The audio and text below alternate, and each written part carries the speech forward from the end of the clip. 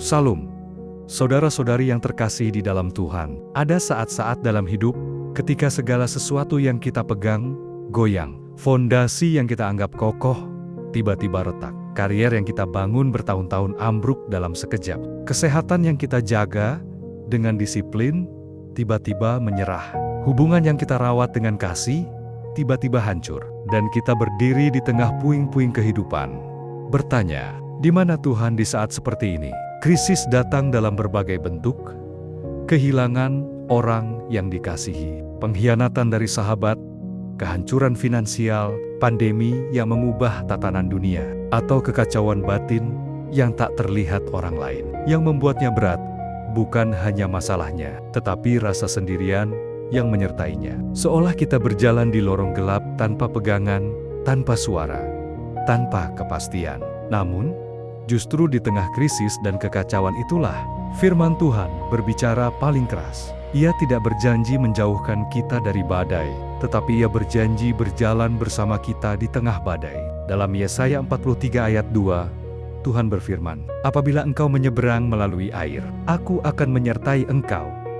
Atau melalui sungai-sungai, engkau tidak akan dihanyutkan. Apabila engkau berjalan melalui api, engkau tidak akan dihanguskan. Dan nyala api tidak akan membakar engkau." Perhatikan kata apabila, bukan jika. Artinya, kita pasti akan mengalami air dan api.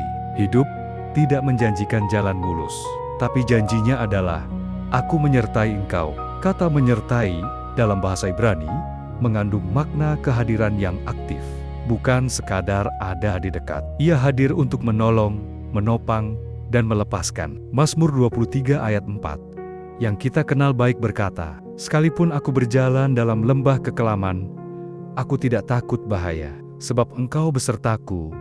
Daud tidak berkata, "Jika aku berjalan," tetapi sekalipun aku berjalan, ia realistis tentang lembah kekelaman. Tapi ia yakin akan satu hal, Gembala itu besertanya. Tongkat dan gadamu, itulah yang menghibur aku.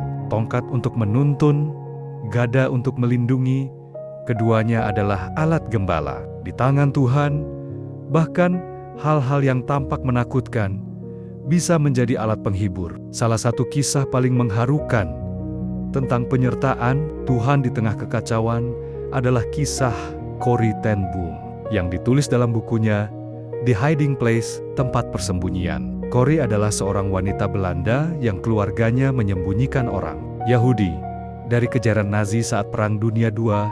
Suatu hari, mereka dikhianati dan ditangkap. Corrie bersama saudarinya Betsy dikirim ke kamp konsentrasi Ravensbrück, tempat yang dirancang untuk menghancurkan manusia. Di dalam kamp, segalanya dirancang untuk merampas martabat dan harapan. Mereka tidur di barak yang penuh kutu, diberi makanan yang tak layak, dan bekerja paksa hingga hampir mati.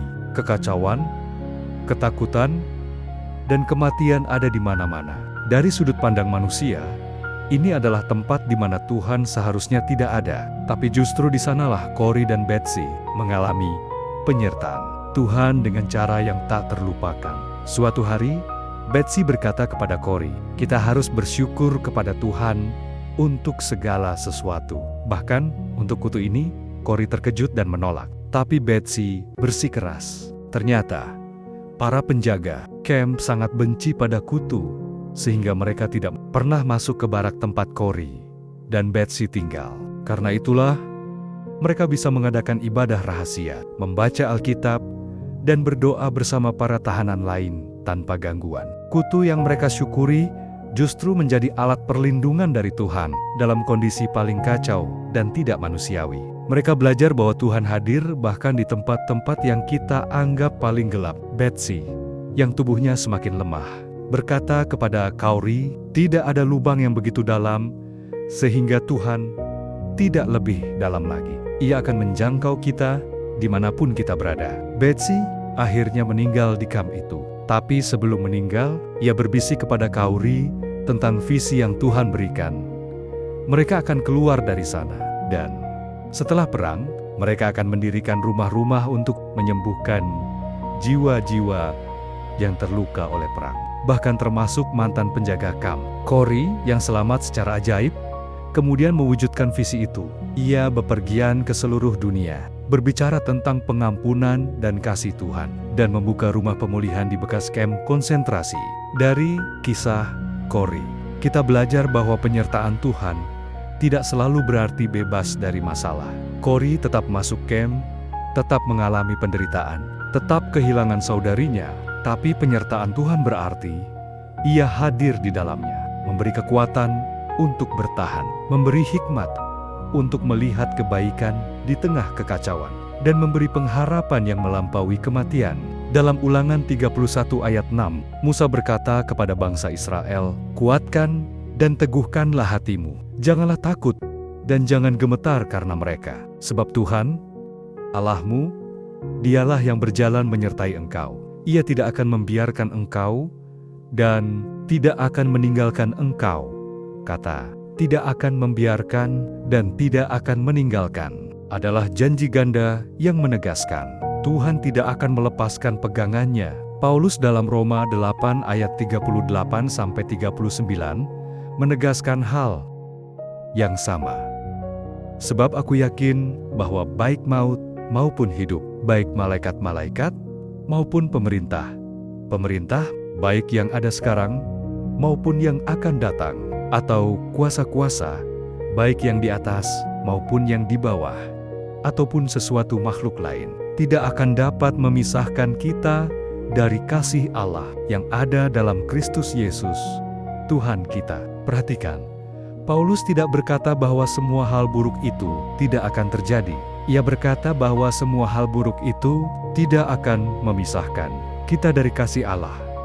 Itulah inti penyertaan. Kasih-Nya tetap, hadirnya tetap, meski dunia berguncang. Lalu, bagaimana kita bisa mengalami penyertaan Tuhan di tengah krisis kita saat ini? Pertama, ubah cara kita mencari Tuhan. Jangan mencari Tuhan hanya dalam kelepasan dari masalah, tetapi carilah Dia dalam masalah itu. Betsy mengajari kita untuk bersyukur, bahkan untuk kutu, karena di balik setiap kekacauan, Tuhan sedang bekerja dengan cara yang tidak kita duga. Kedua, pegang janji-janjinya. Janji penyertaan bukan sekadar kata indah. Ia adalah fondasi yang bisa kita pijak ketika segala sesuatu runtuh. Tulis janji-janji itu, hafalkan, ucapkan berulang kali sampai lebih kuat dari ketakutanmu. Ketiga, lihat ke belakang. Ingatlah saat-saat Tuhan menolongmu di masa lalu. Bangunan mezbah peringatan dalam hatimu. Kori dan Betsy membaca Alkitab di kamp, mengingat kisah-kisah penyertaan Tuhan kepada umatnya, dan itu menguatkan mereka. Keempat, berbagi beban. Kori tidak sendirian.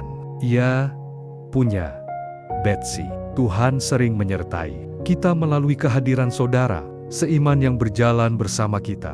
Jangan mengasingkan diri di tengah krisis. Mungkin hari ini engkau sedang menghadapi krisis yang tak kau mengerti. Mungkin hidupmu terasa seperti kapal yang diterjang ombak, siap tenggelam. Mungkin engkau bertanya, "Tuhan, di mana engkau?" Dengarlah bisikan lembutnya. "Aku di sini, di tengah ombak, di tengah angin, di tengah rasa takutmu. Aku tidak pergi."